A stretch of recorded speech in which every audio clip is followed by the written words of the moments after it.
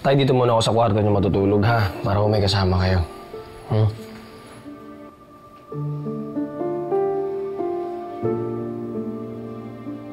Kuya Manuel? Kuya Manuel, nakauwi na po pala kayo. Ay, Kuya Manuel, welcome to home.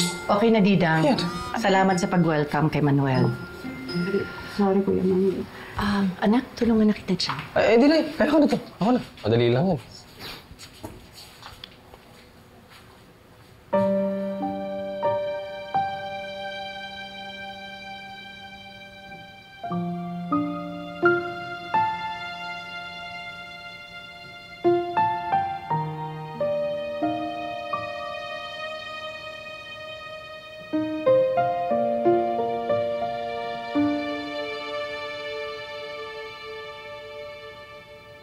Sige na, magsabi ka sa akin. Ano bang problema? Dad, just hold me. Huwag niyo po ko bibitawan. Gusto lang naman pala maglambing ng bunso ko eh. I love you so much, Dad. Dad, I love you. Alam mo, hindi kita, anak.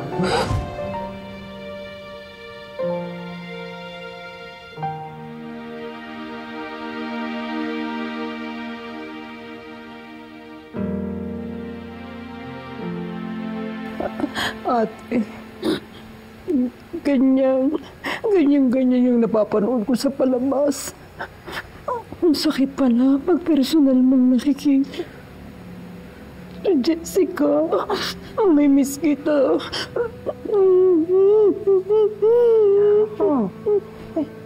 Tahan ka na nga dyan. Ito na tayo. Masa tayo.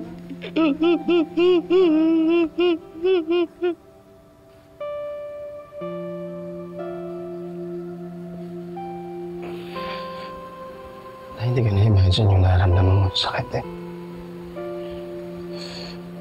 Ako lang din naman ako ng anak. Pero si Tetay, alam ko kung nasaan. Hindi ko siyang puntahan. Hindi ko siyang makita ulit. Pwede ko siyang yakapin. Kaso tayo ba ko kasi yung sa inyo?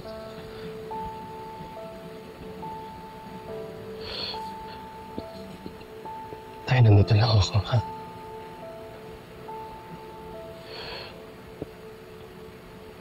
Hindi kita iiwan.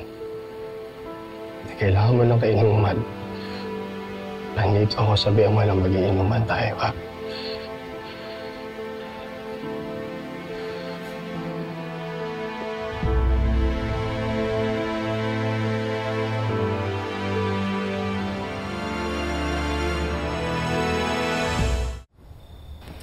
Didang, dali mo na to kay Bunso, ha? Opo, ate. Susunod na ako. Sige.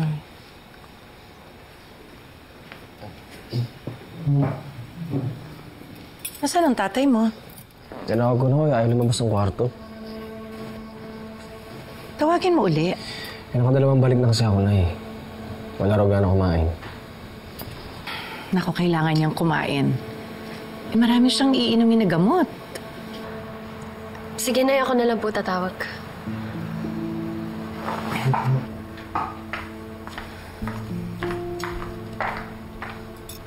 First time sana natin mag-dinner na buo tayo, no?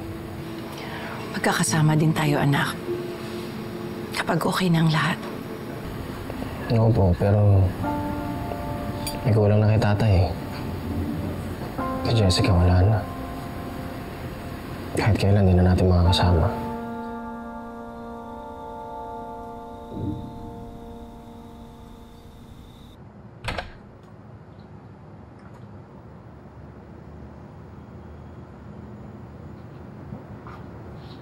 Tay, tara na po.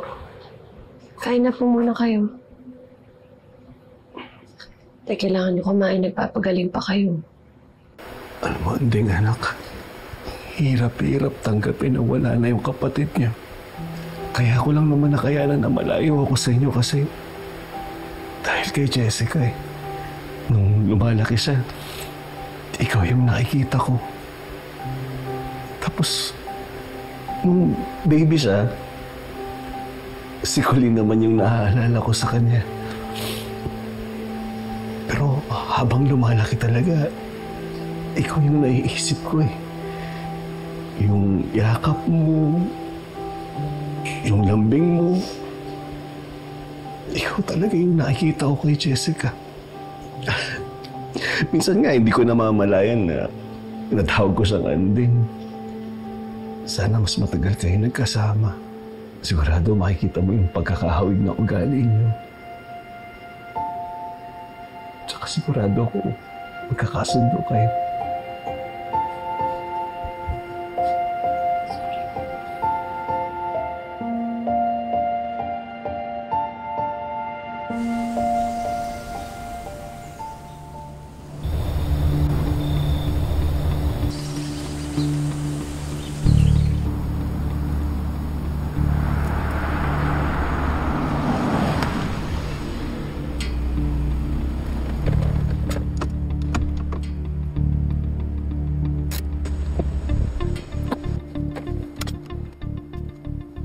Mrs. Cruz, pwede mong isampang kaso kay Colleen.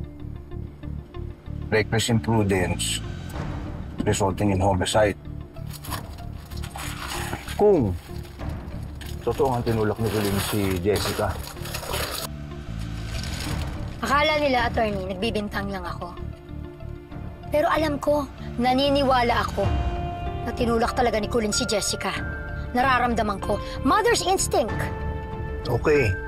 If that's your conviction. But you know, Mrs. Cruz, mother instinct isn't admissible in the court of law. Mrs. Cruz ang kailangan ebidensya.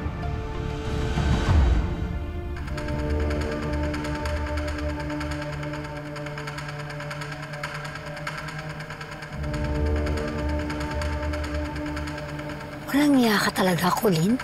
Lakas pa ng loob mong pumunta dito, ha? Sus, ayos na tayo. Sandali, kakarating lang natin, ha?